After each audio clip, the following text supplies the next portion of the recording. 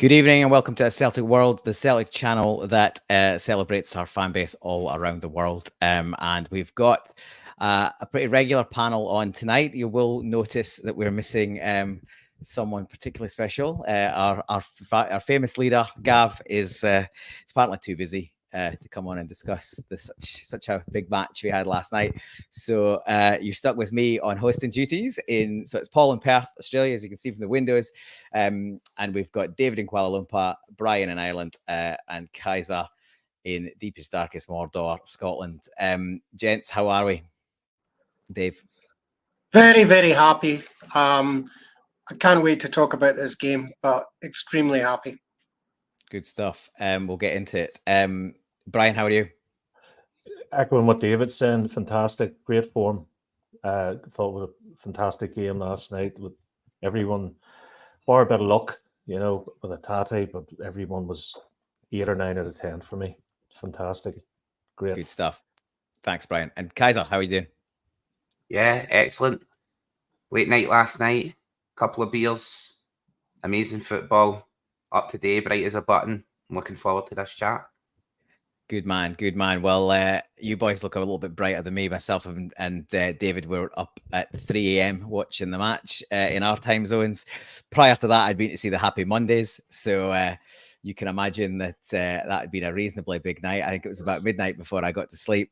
So it was 3 hours back up, watched the game, try to get another hour or so after that, back up, done work. And as I was saying to the boys off air, I'll be back up at 3:30 tomorrow morning to fly to Sydney to see Paul McCartney. So I'm probably going to be a bit delirious by the time we finish this. So I'm probably a good thing that I'm on hosted duties. But before we kick into it, as regular viewers will know, and we've got a few, we're a new channel. We've only been on this season. We've recently hit a big milestone of 500 regular subscribers, but we're not willing to stop at that. We've got to go further. So if you're enjoying this, if you're not already subscribed, please subscribe. Please like the show. I think as Gab puts it, if you don't think we're pure pish, then give us a like. And if you're chatting to your mates who are also Celtic fans, get them involved as well. We will just touch on the times we go out. So we go out live on Mondays and Thursdays. This is the current times in those time zones. So sort of work yourself back from there just to wherever you are in the world. Obviously, that's what we're celebrating. We've got our Madrid rivals up there as well. But yeah, get involved. And if you've got any comments, we'd love to hear from you. It's obviously been a big one.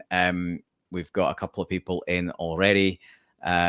Paddy is wishing us a good morning. It's pretty wet where he is. Quite the opposite to here. It's pretty hot here. Thanks, Paddy. And he reckons he might need a canoe to get to the pub. Well, as long as you can get to the pub, Paddy, that's the main thing.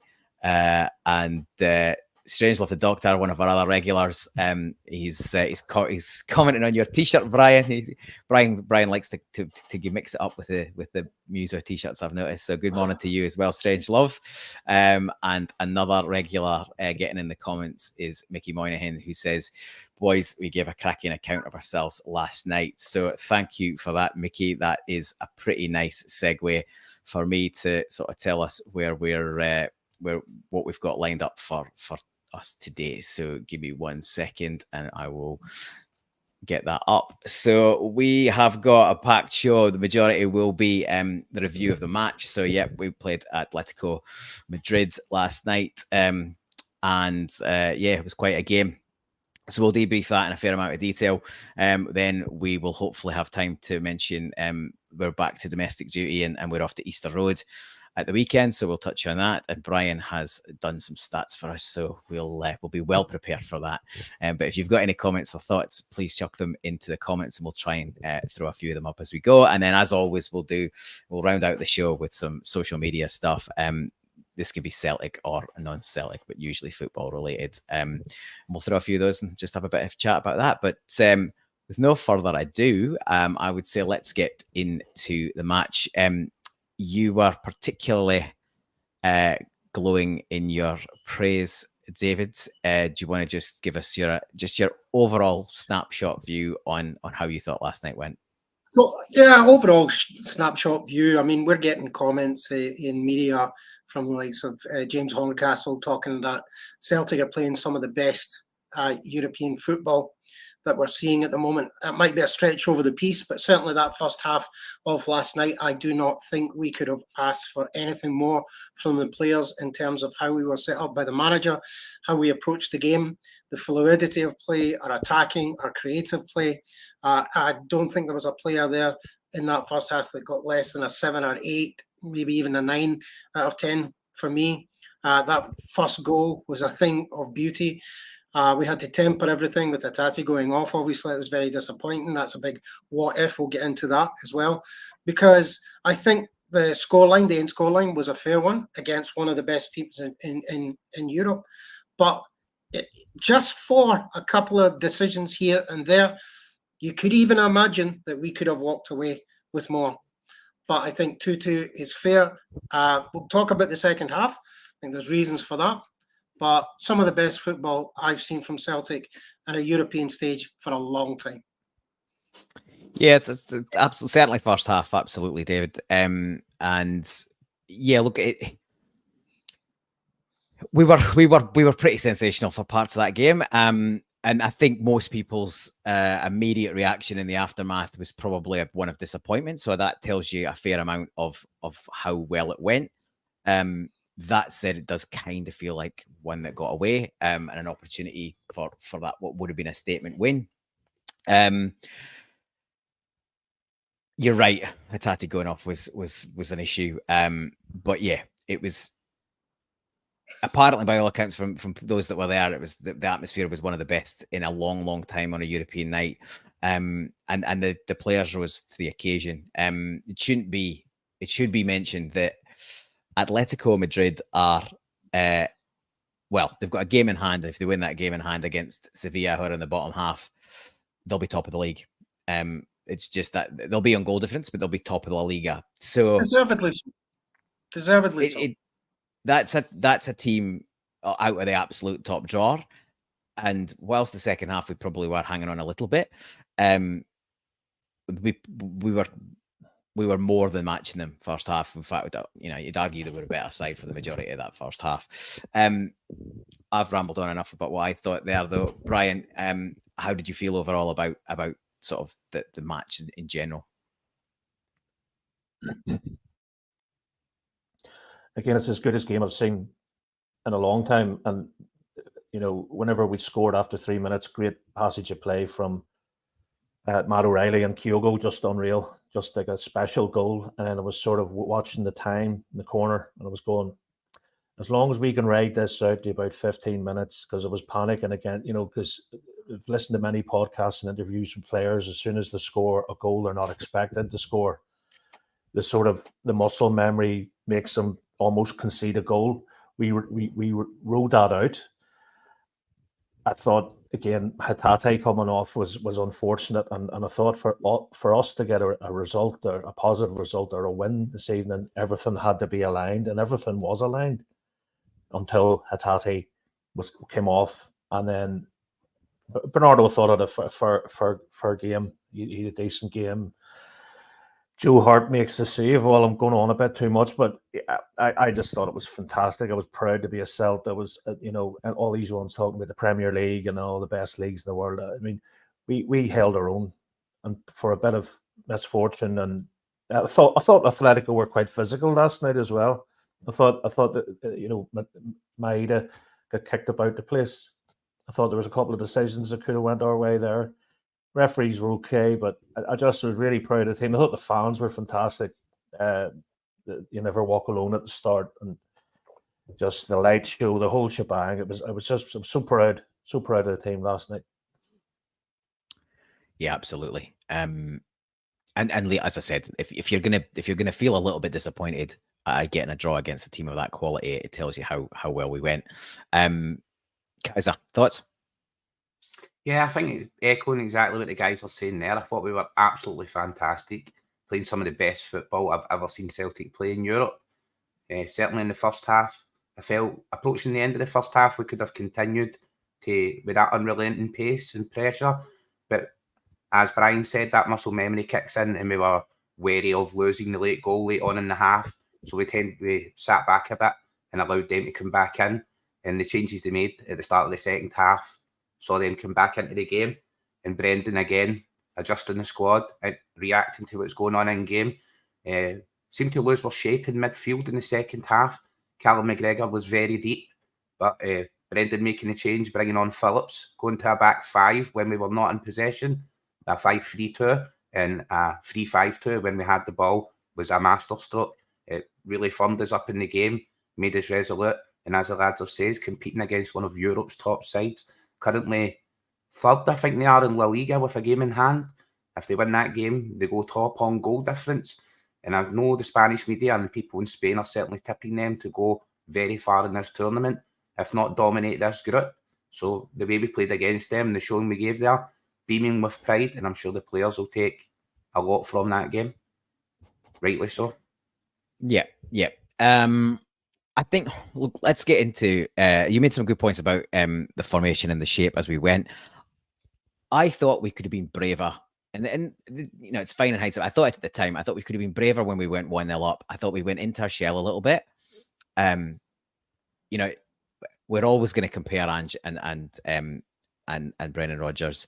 And Ange, look, didn't do great in this competition. But at 1-0 with them on the ropes, I just wish we'd just been a wee bit braver. We sort of, we had a good crack for 20 minutes, and then let's get into the goal. So, who wants to take the opener? I think you guys have touched on it briefly. I like the fact that actually Maida was involved with a little head flick inside, but then the interplay between O'Reilly and Kyogo is just next level.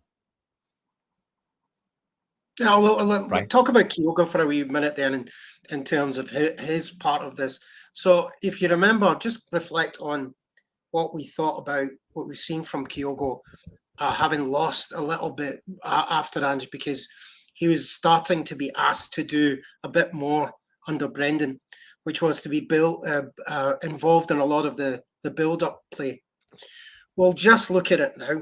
Look at his positional play there, to push that ball back, to know exactly where he was going to receive it, to run through those defenders, to get to that exact spot with a calmness of mind. You don't do that unless you know exactly where that ball's going. So you've got to think about at that level what capabilities have started being built into that team. There was a telepathy there almost. And you think for that ball coming through, we are seeing it from this elevated view looking down so we can see where the space is. But he doesn't see it. He's got players fully in it. He has to know and anticipate where he has to put that ball exactly through this wall of players to be able to do it. And Kyogo has to be able to have the foresight in those fractions of seconds to be able to read that game so well, to know that. That was the exceptional thing for me, and the composure with which it was taken. We've seen him now starting to do that time and time again.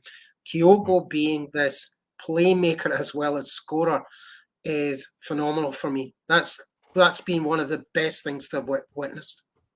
Yeah, and look, the goal is nothing without the pass, right? The pass from O'Reilly is absolutely brilliant. He knows where Kyogo. To your point, yep, Kyogo knows where the ball's coming back to, but to then execute that and know where Kyogo is, he doesn't have to break his stride. O'Reilly takes it on one touch, and the pace and weight on it is absolutely brilliant.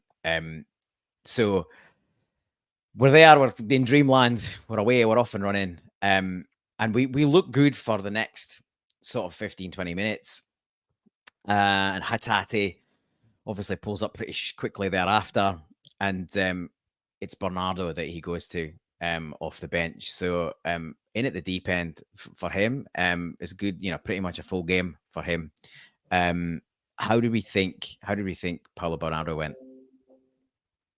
Kaiser? Yeah, I think Bernardo came on, and although he is quite new to the squad, I think the squad, as in the players playing, didn't really pick him out in a forward sense. He was defensively very strong, doing all the hard work, tracking back, getting those tackles in.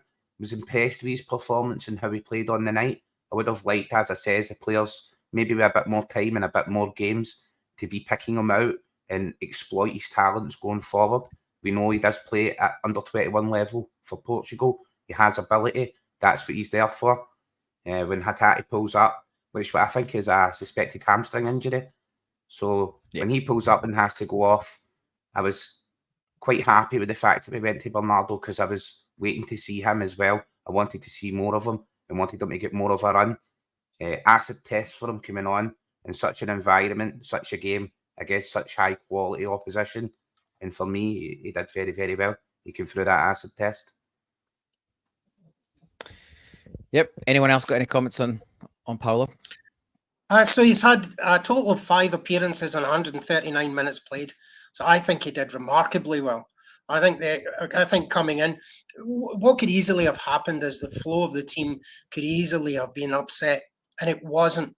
And I think, to Kaiser's point, I think there's a lot more that we're going to see from him if he's given a chance. And well, let's hope the injury for Hatate's not. But I think you'd play him at the weekend, wouldn't you? You get him right in there on the basis of that performance. I don't think he sparkled. I don't think he was a standout. But it could have gone so easily a way of disruption, and it certainly didn't. He played his part solidly, and I think he did particularly well, given how much time, five appearances that he's had. So I thought he did really well. Did anybody know? Did anyone notice? The embrace Brendan had with Rio Hatate. Rio was crying coming off the pitch, but and he held, it seemed to me for about 5 or 10 seconds. It was probably only a couple of milliseconds, but it was almost like a father figure thing there. Brendan giving him a hug, telling him everyone's going to be okay. I just thought that was immense, and it just shows the cohesion of the squad and how important. I think we're really we'll have Matt O'Reilly for another year, and as well as Hatate, and I think, well, I don't want to move on to something else, but I just thought that was a beautiful moment, watching Brendan embrace Rio. Because obviously he's hamstring. He could be out for, I don't know, how long is a hamstring? About 12 weeks? Well, yeah, it'd be 6. It'd be probably be 6 probably as a bare minimum, I would think. So 6, yeah. So he probably missed Champions League's done. That's probably him up until close to Christmas. He would probably be targeting the derby. I would say that would be when he'd be trying to get back a week or so before that, if it depending on how severe it is. So obviously they'll scan it and go from there. I thought Bernardo, to David's point, I thought Bernardo did a really good job. He did the dirty work. He didn't get really a chance to shine, but he grafted, he closed down. He hardly ever lost the ball. He was neat and tidy and in control. And his performance belied the age and his time in the jersey. So to your point, you think you will get more game time? I think, well, you'll almost certainly get game time over the next couple of weeks, but we'll touch on Hibs later. So let's move on to their goal, their opening goal via the penalty, or thoughts on this one, Brian? You want to start? Yeah. Oh, sorry, Kaiser, on you go. Brian. No, go ahead, Kaiser. No, I thought it was a bit harsh. You know what I mean? I thought on another day, we could have got away with it, and Big Joe saves the penalty, but the rebound, was disappointing. But I think it was just disappointing. It was disappointing to give the penalty away. But we're at the top level. We're playing, fantastic players and elite performers. And Greg, I thought there was a lot of what's the word, dark arts used by Madrid, and certainly that's something we could maybe embrace down the line. Taylor could have maybe went down and held his head or something. It's not in our DNA to be like that. We're not like that. But I thought it was hard. I thought it was a bit harsh. It was 50-50 in my opinion. Well, another day it could have been overruled, and we didn't really go into VAR too much. What's again? I've asked the question: what's the rules on VAR? If somebody's not happy, can we challenge it, or is it just discretion of the referee? I've seen penalties. They looked at it, Brian. Like, for me, it's a stonewaller. Taylor gets the wrong side. As soon as he gets the wrong side, he's in a world of pain. My grievance is he doesn't have to stick the boot in. like he nudges a foot at him, he catches him. As soon as he catches him, he's going down. There's a definite contact. It's 100% a penalty. That's why VAR never overturned it. The ref gave it immediately. He saw the contact. Scales has got that covered. Like if he's in and he's in on the keeper and he's the last man, then maybe you might consider fouling and hope that we save the penalty. But when you've got a centre back bearing down on him and close, it's just daft as far as I'm concerned. He's caught ball watching, and he gets the wrong side, and then he makes a challenge he doesn't need to make. And I feel gutted for Joe Hart. Well, he saved 2 penalties. Like, we've all the comedy joke is that Joe Hart can't save a penalty. He's hopeless at penalties. He saved 2 penalties in the Champions League, and we've, I suppose, we've nothing to show for those saves, right? Feyenoord, we got humped anyway. And this one is a great save down to his left, and you actually see him as Griezmann's running up. He sort of flicks his left arm out a couple of times. So obviously kind of subliminally trying to point him in that direction, and he goes that direction. He gets it right in the corner. It's a good penalty, and he gets down and he tips it. And on another day, that tips away and it's off. It's past the post. It's out for a corner, or it's off by the touchline, and it just nicks off the post and it comes straight back to him. It's really unlucky. He's really unlucky. So yeah, I've not got too much sympathy for. I thought the ref was excellent actually all night long. And he didn't take any of their nonsense. And I thought it was so penalty. So I think positionally, Paul, the ref was in an excellent position to see what developed. As you says, Taylor is on the wrong side. Once again, that was fantastic forward play from them, showing real quality. That striker getting into the box, getting in front of Taylor, and as you said there, Taylor doesn't need to stick that foot in. Scales looks like he's going to come across there and have that covered. Seems pretty used to coming across and covering for Greg Taylor when someone gets in behind, which I think in the first half, definitely, Greg Taylor sat and stuck to his position. He stuck in left back. He was not inverting. He was not pushing into midfield, and he was not pushing up the wing, but he played his position very, very well. Sat back, held the defensive line right across the back. Celtic were absolutely immense, but they were a team of real quality, and they were going to generate chances, and they showed their quality there with their interchange of play. I believe it was Griezmann who went down with it. It was him who received the ball. Their high-quality player, high-quality striker. And with the penalty, Joe Hart gets down there. I think it was Molina, the fullback, that ended up being taken. Yeah, he overlapped. Well, he sort of came on the inside from out to in. I think.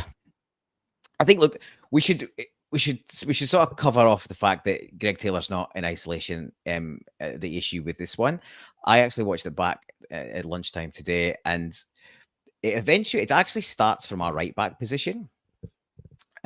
Johnston wins a throw in, and then receives gets the throw in, gets it back to O'Reilly. O'Reilly knocks it back to him, and then he gets closed down, and he doesn't quite.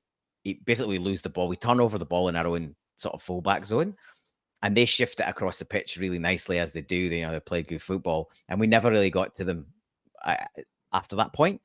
And then obviously it got slid in the channel, and obviously Taylor makes a challenge he probably shouldn't make. So there's issues across the pitch there, but as you said, they're a good side. So I think it was a couple of times Anthony Johnston dawdled on the ball.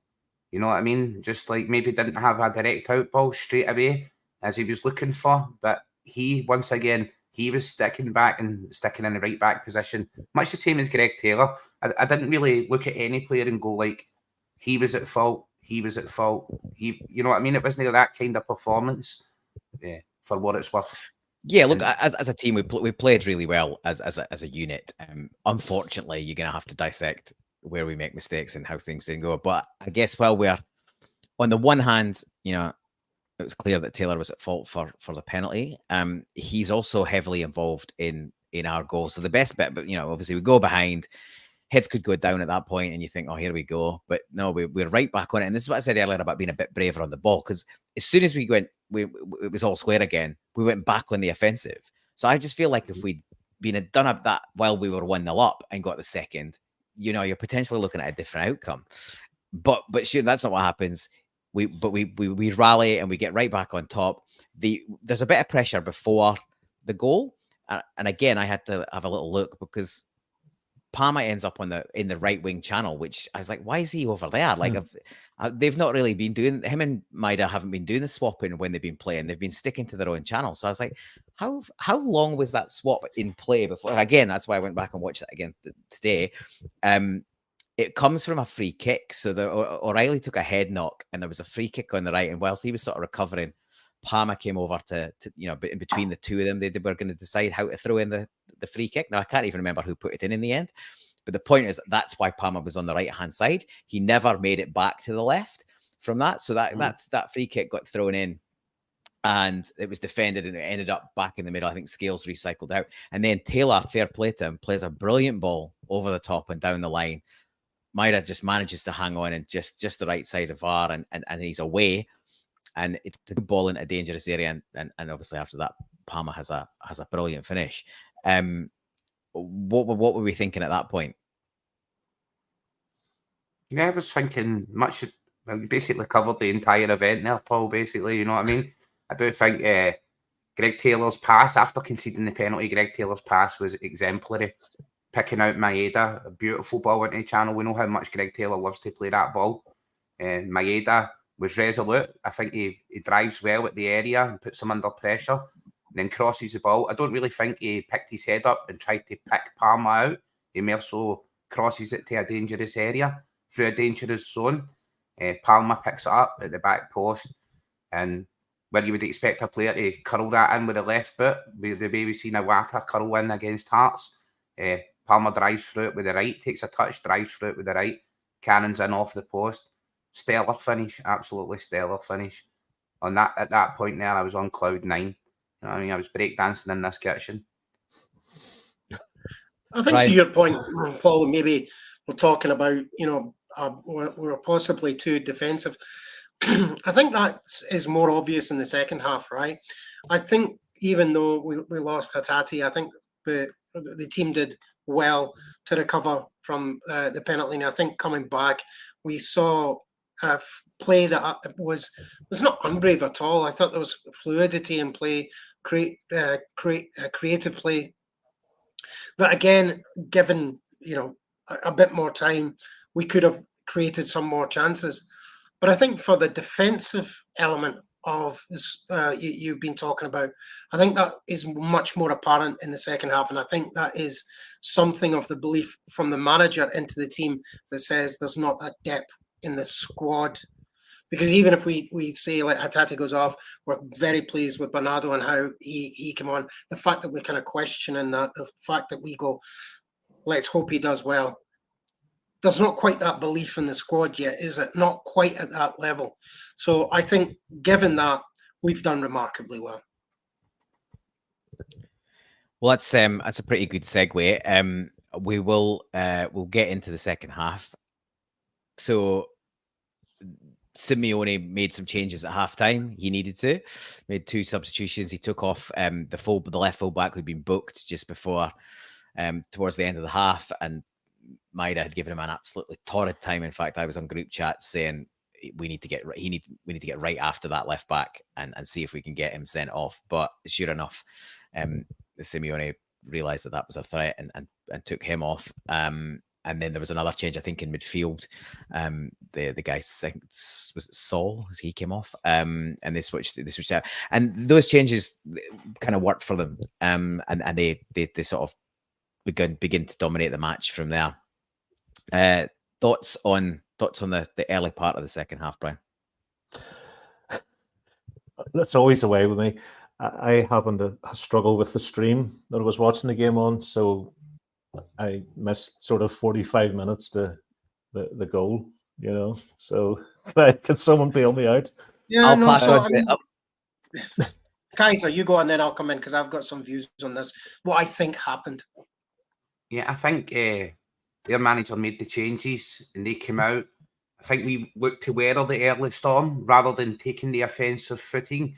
We looked to weather their pressure and allowed them to come back into the game. If we had continued to press and started the second half the way we started the first half with real tempo and pace, we would have had the chance to score the third.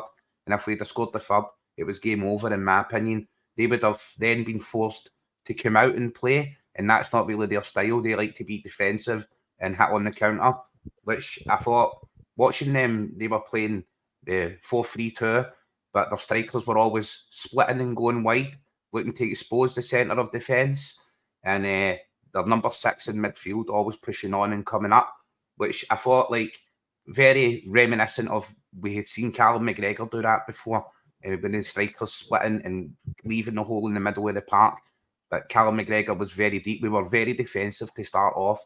I thought we could have come out and really went for that second half at the start of the second half, even given the fact that they had made 2 changes, not just going after the players who had been booked. We should have had them under pressure, as one eventually received a red card. We should have continued to emphasise that and push forward and push on.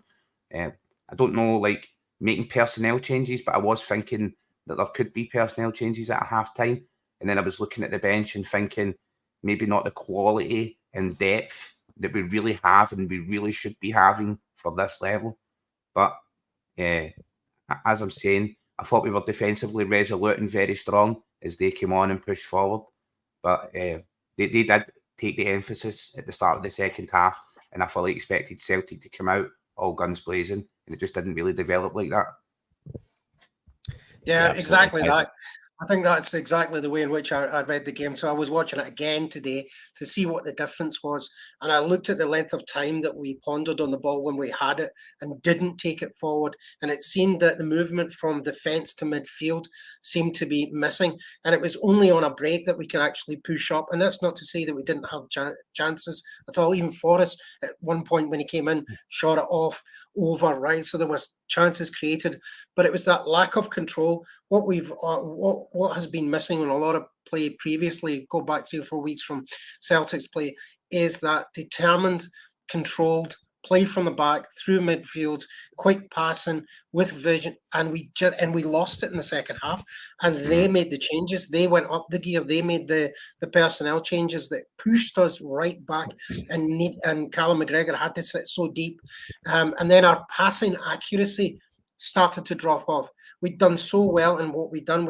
We hadn't been forced into errors, and we started to do that in the second half. Even those players that that had done so well, Matt O'Reilly included, started to give away balls, and that put us under pressure continually. Now, Kaiser said it. We defended resolutely. The manager knew we didn't have as far as I'm concerned, the manager knew we didn't have the depth to make changes that would have allowed that attacking to happen. That's what's coming in January, and I think later. But it's very clear to us what that quality step up needs. We've talked about Taylor. Taylor's a solid player every day, but is he at quite that European level? Probably not. Probably not positionally. Probably not from an experience point of view. And I think that's what we saw in second half. They were just better, took control, and I think we were resolute. That's it.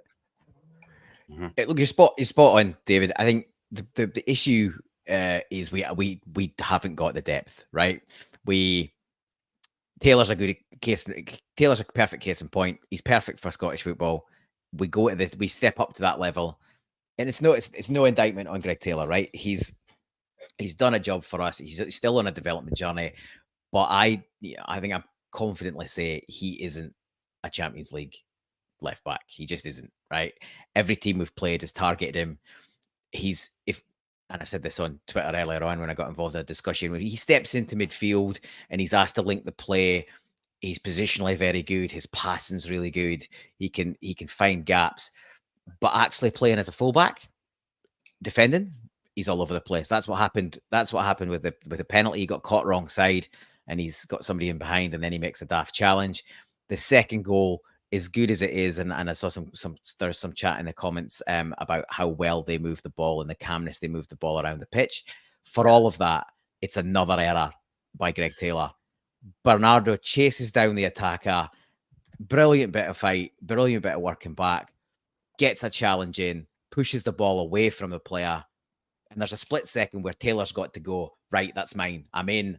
He's got to be decisive. He's got to go and press that ball. And if he doesn't win it cleanly, he at least puts pressure on the player so they can't put a decent cross in. And he just doesn't do it. He hesitates. He stays where he is.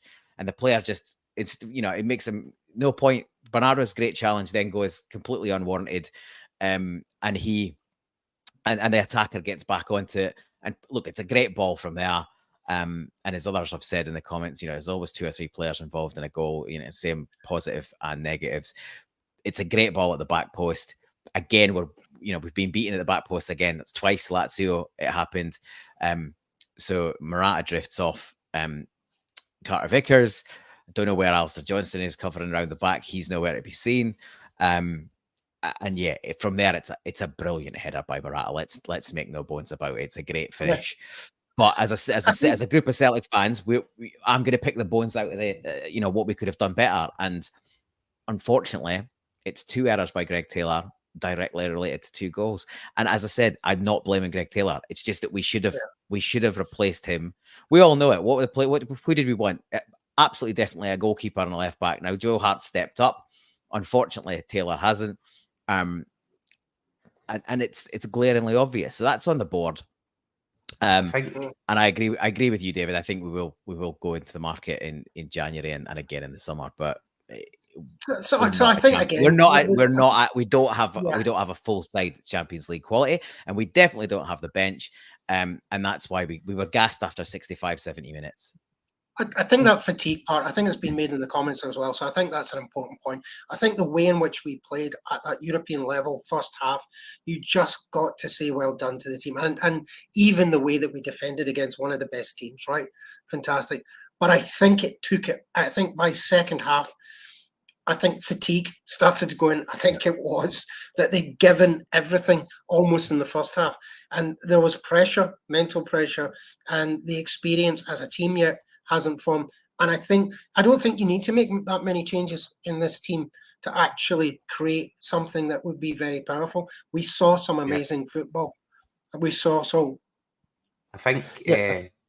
Sorry, we're seeing now. Sorry, you battered in, Brian. You carry on. No, I was just on my head. No, sorry, Kaiser. I think the squad was stress tested last night, and with nobody when Tate came off, it would have been great if we had an alternative to come into that role, and somebody could keep the foot in the ball and be a bit ambitious. But Bernardo, as I say, put a great shift in. Could you imagine if we had a wild card player? Somebody that's going to. I'm going to say Moravchik, but he's once in a lifetime. But if we had that sort of player that knows a bit, put his foot in the ball, hustle the ball. I used to love when Griffiths did that. He sort of, stood his foot in the ball and looked up. We don't have that at the minute. And again, backing up what the boys are saying and backing up with David, I think we will buy a left back in the window and another creative player to support. And there's talk of Joe signing a new contract, but I would like to have someone else in there. I'm a big fan of Joe Hart, but I think maybe now's the time. Yeah. I think, sorry, Kaiser. No problem, brother. I think the quality, we're never going to have that depth of quality at that Champions League level, right? And that's partly because of the domestic setup and the league we play in. You're never going to have those players of that quality sitting on the bench. They're not competing week in and week out against top sides here in Scotland. So try to keep those players happy and have that on the bench is a very hard ask. I know David Turnbull is there and he's got his own weapons and capabilities, but him coming in last night, he's kind of been off the pace. He didn't show the consistency that we were looking for. So I was very keen to see Bernardo. I noticed that Atletico Madrid picked out Taylor, as many European sides do. They exploit his lack of height and they start playing balls over his head and into that channel. That's why he always seems to be caught on the wrong side of the opposing winger because they play the ball over the top of him. And for as much as we've highlighted some of the mistakes Greg Taylor made, there was a lot of excellent play. There was a lot of things he done very, very well. And as we've said, really brilliant at domestic level, more than capable of playing at left back at domestic level. But when you're at the locking cutlasses in a battle to the death at the very top of European football, you're going to be tested in every factor, in every facet of your team, and any weakness found is going to be exploited and pushed. Definitely wanted a goalkeeper to oppose Joe Hart and offer a challenge. That's what we were all looking for. A left back, maybe more in the guise physically of Alistair Johnston, with qualities at left back, challenging Greg Taylor. And for me, another key aspect when the players started to tire, the real quality we had was having a striker who is on form and of quality, who could come on and relieve the pressure for Kyogo. We didn't acquire any of those three things. Well, yeah, look, we know where we've gone wrong, but it's a good point you make about the striker, because there was a damning indictment last night that rather when Kyogo's game was, when his race was run, Brendan didn't go for O, he went for James Forrest. Now that concerns me massively, and for me, that tells me that the writing on the wall for O, sadly, and I think he's clearly not fancied by Rodgers. I think I think the kid's got an opportunity to cut. I thought the kid had an opportunity to come good, but however, you could 20 minutes to go. You say go and close down. Put your everything into it. Put yourself about. He's physical. He would have given us an opportunity to put the ball long, and he didn't. He went for James Forrest. So it's a pretty damning indictment on the bench. I think more than a damning indictment for O, I think in previous games Brendan has went with youth, and it cost us when home came on against Feyenoord, rash challenge, Lagerbielk picking up the bookings, the two men sent off there, and I think he went for that knowledge of the Champions League in James Forrest, that ability, the speed of mind rather than the speed of play or his physicality. We all know James Forrest did have blistering pace, and that pace has dropped off the older he got, but he still does have qualities. He has finishing ability, the ability to stay calm under pressure and finish a chance should it arise, whereas you would see O snatching at chances even at SPFL level. So O coming on there, just for me, I was like, I would like O to be coming on. I would like him to be getting run out in the Champions League and getting to see his qualities. He's certainly got a lot of them about his game, but maybe a bit of that inexperience and Brendan thinking of that inexperience may cost us. So he's went with Forrest more on that side, more than it being like a damning indictment that Rodgers doesn't have faith in him or doesn't like him. I thought he just kind of reacted to the situation, the game as it was presenting, rather than really disregarding O. I don't think the situation was right for O. He was going to come on there and put himself about, maybe pick up a booking, try and force play and surrender possession cheaply. Well, James Forrest would have been more likely to steal in at a Abada-esque form and nick a goal. Well, yeah, but he had one good chance, and he sclaffed it over the bar. So there wasn't that much composure there either. I just think that if you take off a striker and you're looking to replace him, and realistically you want to go and win the match, it tells me that he's not backed. That's what I reckon. And overall, there was players getting absolutely gassed. Like Bernardo was done at 70 minutes. There was a few of them that were done at 70, 75 minutes, and he didn't take them off because he didn't really have any confidence in his bench. So he also didn't go with Mikey Johnson, Paul. So is that a damning indictment of Mikey Johnson and his performances? He's been playing well for Ireland. He could have left out Forrest and put on Johnson. Johnson's nowhere near yet. I was no surprise that Forrest's well ahead of him. Johnson's had a couple of good games for Ireland. One of them was like he scored a goal against Gibraltar. Let's not get excited. You know what I mean? Like it's a far cry. Like he's not even made an SPFL start yet. So he was for me, he was well out of the picture. I just think that it's clear that the bench isn't rated at this level. And that's where we've kind of got to be happy with a point. One, on the quality. I think the thing is, we know that there was an opportunity to take more from the game. In the cold light of day, it's a great performance. 55 minutes, we play amazing. We're up twice against a team that potentially be top of La Liga very soon. So no taking away from what we've achieved there, but it just feels like one that got away. Lazio's another one. Feyenoord, we played well for a half, and then in injury time we lose a goal and it all unravels from there. So I guess it's that frustration. But if we take a step back, it's a great result against a team. I just think we're leaving ourselves a fair mountain to climb. How many times, Paul, have we watched Celtic over the years not be in a game? We were in, I think every game we've played in the Champions League this year, we were in the game. Bar a couple of mistakes or referee's decision, or we were a rizzle of paper away from getting something, and and it's been a long time since. I mean, even on the days of Ange and stuff, okay, we did really well in the first half against Real Madrid, but we get opened up like a steak and onion pie, I think with the problem, I think for me the problem is we're seeing progress, but I've got no confidence that we'll see more progress next year, because I'd be surprised if both O'Reilly and Hatate are still here next year. They could both be gone. I certainly think one of them will be gone. We'll struggle to hang on to both of those. The offers will come in. We've already had to rebuff Leeds at 10 mil. He's probably doubled in value over the last few games. If we can keep the vultures at bay during January, that'll be an achievement. But I would be expecting to see Matt O'Reilly gone in the summer. I definitely don't want that to be the case, but I'd be very surprised if he isn't. Somebody will come and take him. In my opinion, Paul, Matt O'Reilly was already a 20 million player when Leeds slapped us in the face with a disrespectful offer of 10 million. So you're right. You're probably right. If he's upped his value since then, you're looking at 30 odd million. In my opinion, clubs coming in and trying to lure him away. Really one of the most exciting young players in Europe coming forward. And don't forget, I think we picked up Matt O'Reilly for 1.5 million. We did 1.5 million. Lots of us would be looking and saying, that's a project player, but what a project player that turned out to be.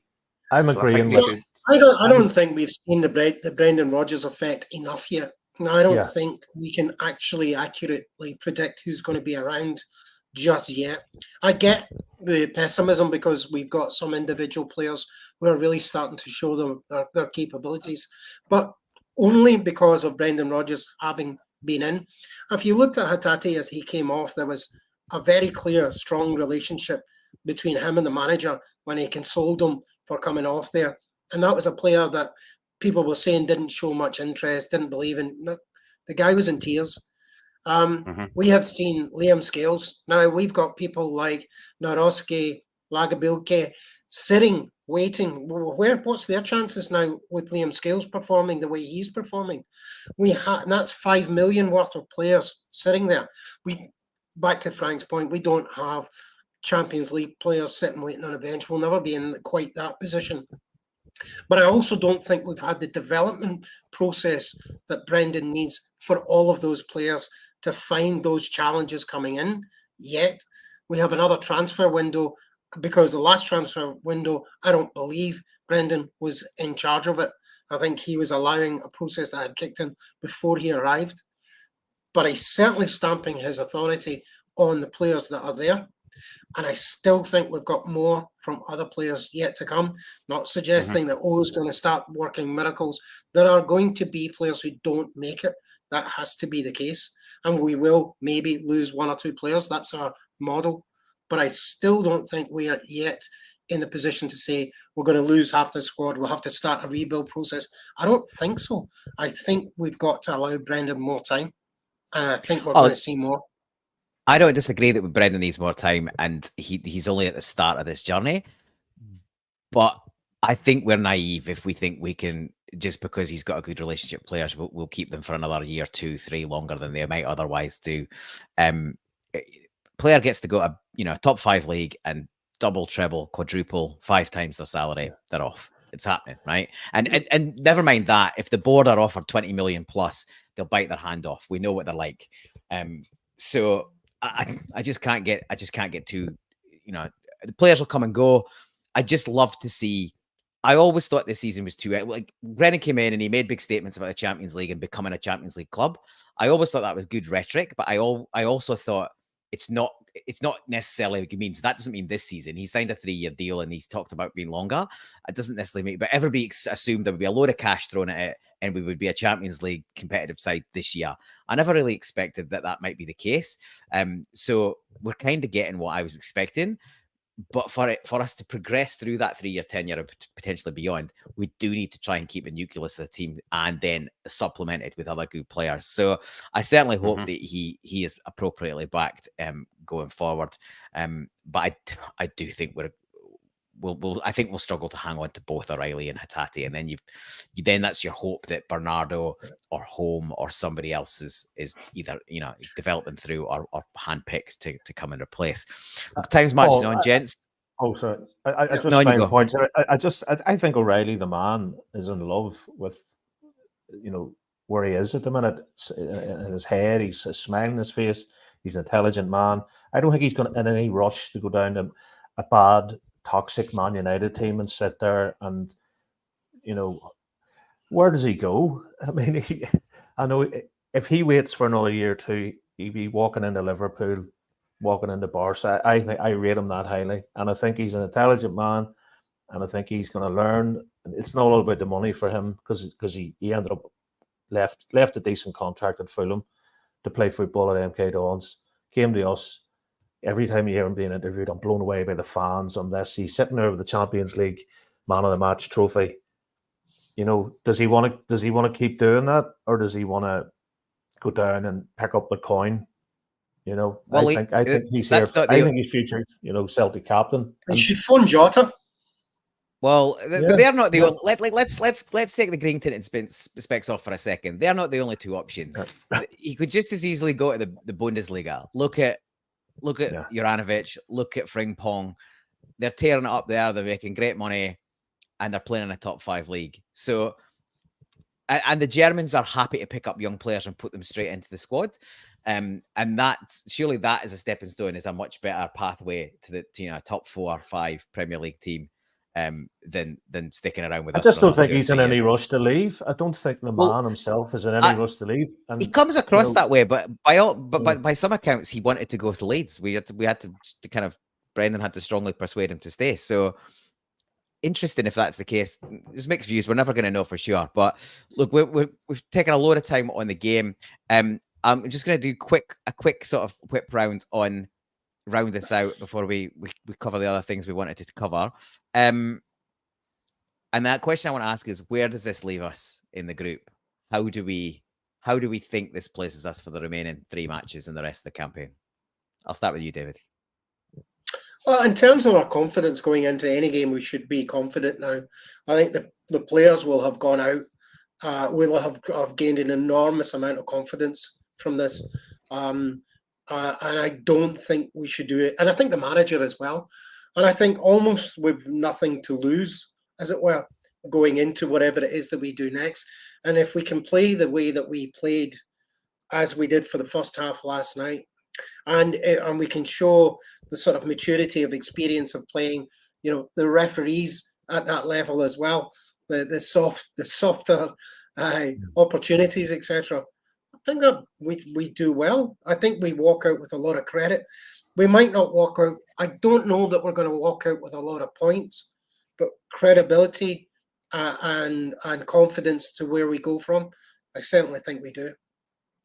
Right, let's keep it a bit snappier. How many points can we take from the last 3 games, David?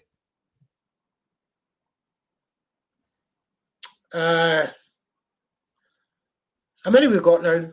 We've got one more. We've got 1 from 9. We could go 3. We'll finish on 3. So 2 more draws. That's it. I reckon. Okay, Brian. There's 9 points to play for, and there's no reason why we can't. I would like to think we could end on 7. Finish on 7. 2 wins, finish on 7, and then maybe get the 3rd. Optimistic, Kaiser. Me, I'm eternal optimist. I would love to see us after that game, that performance, how we played against arguably one of the top sides in Europe, go forward and try and acquire maximum points for the remaining games.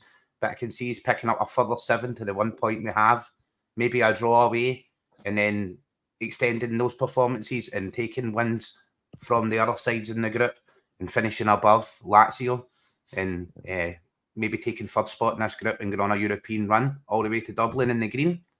So that's what I'm definitely hoping for.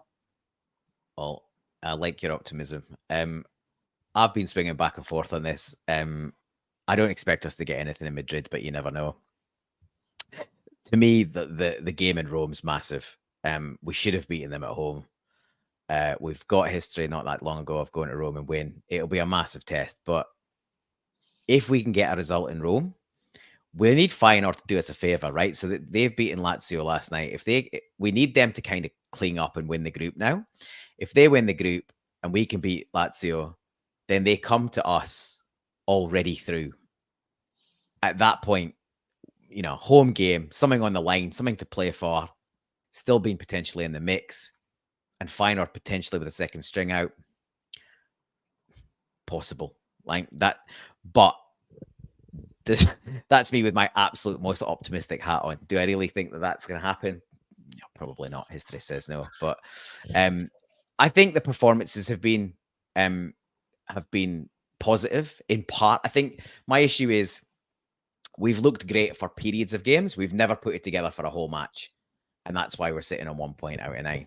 And you just hope that experience in the first half of the group, and having seen everybody once, Brendan's got us in a position where we can potentially get something with maybe a bit more cohesive for the whole 95, 98. Every game, Paul, we've got better. We've barely put 11 players on the pitch for the Feyenoord game. That's true. And we're getting players back. Okay, Taddy's out, but there's been every week. I mean, my son plays football in Dublin, and the trainers say to him, like, you can be better every week. One thing to be better every week at one particular area, and we've been better every game. We've got a point. We've got a point on the board. We didn't get a point the last time we played Lazio off the park, so we are getting better every game. We may just be running out of games, but I have every faith. If all the stars align and we don't lose a player or get anyone injured or have a dodgy referee, there's no reason why we can't go to Lazio, get a result. As you say, Paul, Feyenoord game, they'll have qualified, and then away to Madrid for the last one. Now Madrid's next. Madrid's next. So these are back to back. So that's what I'm saying. Like, if Feyenoord have qualified coming to us at the last game, then they might have nothing left. They're already through. Yeah. Is the hope. Anyway, that wasn't as snappy as I hoped for. And we're running. I think we beat Feyenoord even if they're at full strength, Paul. In all honesty, like the comment says here, I think we're more than capable of beating Lazio away in Rome, and we're more than capable of beating Feyenoord at Celtic Park, and we're more than capable of getting a draw in the next game in Madrid. So that's why I'm resolute on I see he's acquiring 7 points at least from the remaining games and finishing third in this group. Hopefully, We'll come back to that at the end of the group stages and see how we've done. I think this is a good point on predictions to say that I got a nudge from our fearless leader to remind everyone that he was the only one that predicted a draw when you guys were, or a few of you were on air on Monday. So pat on the back for Gav. He predicted a draw. He's obviously more pessimistic than the rest of the guys that were on that panel on Monday. We'll quickly whip round on Hibs because the hour's nearly up, and I thought we'd try and get in and under it, and we're not going to manage it. So we'll just quickly go in Hibs. I'm going to go straight to you, Brian, because I know you've done some work on it. So let's hear it and make you good use of your prep. Again, anybody Flash Score is a great app. No, Hibs are 9th at the minute, 9 points, 2 points above the relegation zone. Okay, the last time they played us, they beat us 4-2 in the junk time game in May. That's whenever Postecoglou decided to leave us. I don't really see any issues with them. The Adam Lafondra, bit of a journeyman player, it's 36, has scored 3. Johan, I think that's pronunciation of his name, scored 2 in 86 seconds against Hearts. They have a apparently they're too nice. The Hibs fans are saying that our team's not physical enough. We're a bit too nice. I can't see us losing the game. I can see 3-0. Would be my prediction. Nick Montgomery, I don't know. He's only been there a few weeks, a few months, maybe a month. I don't really see any worries. I don't think they have enough quality, and I think it'll be a straightforward 3-0 win for us. Okay, well, Robert Gibson, thanks you for that, Brian. Good research. Robert Gibson reckons we'll smash them 7-0. So fair play, Robert. You've been a bit early, and if you're in the UK, it's a bit early to be drinking there. But hey ho, I think we've probably got a chance at a decent result, mind you. Kaiser, do you want to give us quick thoughts on the Hibs game? Yeah. As we know, the Zombies just smashed them 4-0 and instantly transmogrified into one of the greatest teams the world has ever seen again after struggling for most of the season. thoroughly see us starting off with the same squad that started in the Champions League, or obviously replacement of Hatate with Bernardo, and I see us destroying Hibs. Maybe not to the tune of 7-0, but definitely in the upper regions above 4, maybe 5-0. So I'm a confident puppy as well. Good and I'm man. not drinking nothing but C4.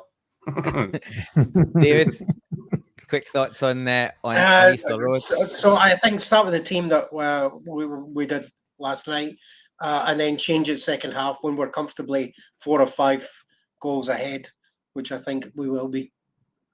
So no European hangover being predicted by this panel. If we can get the points, I'll take 1-0, to be honest. Back of a we've left a lot on the park last night. The team basically emptied itself. So if we can get anything, any kind of win away from home on what has been a pretty ridiculous run of fixtures, I'll take the 3 points and get up the road. That's perfect for me. And then we're going to be, we can manage to do that. We're 10 points clear, with the other lot having to play the day after. So be interesting to see how that pans out. They don't like the pressure, we know that. So yeah, that's there's some good stuff coming up now. We will jump into social media to round this off, because we are over the hour, but we always do a bit of social media stuff. So I've only got a couple of things to add, because that's all we've got tonight. But the clips that we've got 3, so we'll go in quickly. I'm going to build up mine first, and I might have to do some flicking around in the background to get the others up, but we'll get that done for you. Mine first. So I've talked about this guy previously. One of my favorite ones. It's quite small on my screen, but hopefully you guys can see that at home. It's Fit by Tweets. Fit by Tweets is a little cartoon thing that a guy does on an iPad. He's an Aberdeen fan, but he seems to have a soft spot for us because we regularly appear in his cartoons. And the caption says Simeone versus Simeone in the rain. Smoke and mirrors, I think, is the hashtag. And basically the cartoon's he's got the buff on one side, and then it's all kind of falling apart as I sweep over under the cloud. So I thought that was pretty good. Give him a follow if you like those work. It's great stuff.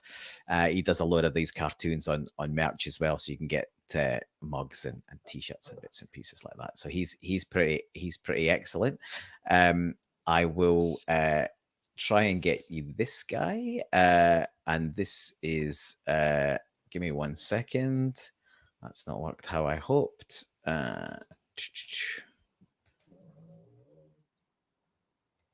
Sorry. Here we go.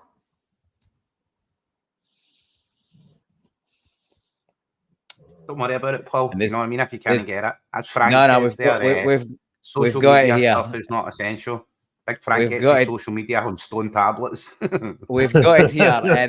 This is Dave's, and I think we've all seen this. But Dave, you want to talk us through this? I just Simeone showing a wee bit of lack of grace when Brendan is trying to be decent with him. But Kaiser tells me that Simeone was maybe actually talking about his own players, doing he was maybe just not paying attention. But I actually like Brendan just giving him a wee slap on the back, which looked more like a belt. So I was quite pleased. Get in there, Brendan, tell him. Is that Simeone's real hair? Did he get an implant or anything, or is that his real hair? Remember Stokes and Griffiths got? I don't know. It looks a bit ambitious for that age. You know what I mean? Anyway. Yeah, well, it's not ideal. Gav's protesting in the comments to bring back Gav. I've noticed. Gav. I've noticed his. He can't. Gav's the only one singing Gav's tune. He can't turn up. Frank Brennan didn't have to turn the sound down today, so no. Frank's all right. So this is Brian. This is yours. So do you want to walk us through this? Okay. I just think it's funny, the dirty footballer it puts a smile on my face seeing nice tackles go in. I said the Bishop to the actress, but it's just very funny. It's it's a full-on somersault that poor victims ended up with. Look at the slow mo. It's a bit like Kenny Miller and judo of it. tackle, isn't it? Yeah. Yep, it definitely looks like that. Well, look, thanks for sharing all that with us. Thanks to everyone in the comments for joining in. We've got this particular comment here, which I just touch on before we go. I can't think who that might be. Hanging around the comments, but not prepared to come on air, left me with this job. So look, thanks again to everyone who joined in the comments. We're really starting to get a little bit of interaction here, so it's great. We are over the hour, so we'll let you all go. Thanks for joining us. We'll be back on Monday to cover off the Hibs game, and I assume our fearless leader will be back for that. But thanks for joining us. Thanks to you guys for coming on, and thanks to everyone that joined. We'll see you next time. All the best. Hail, legends. Hail, hail. Hail, hail.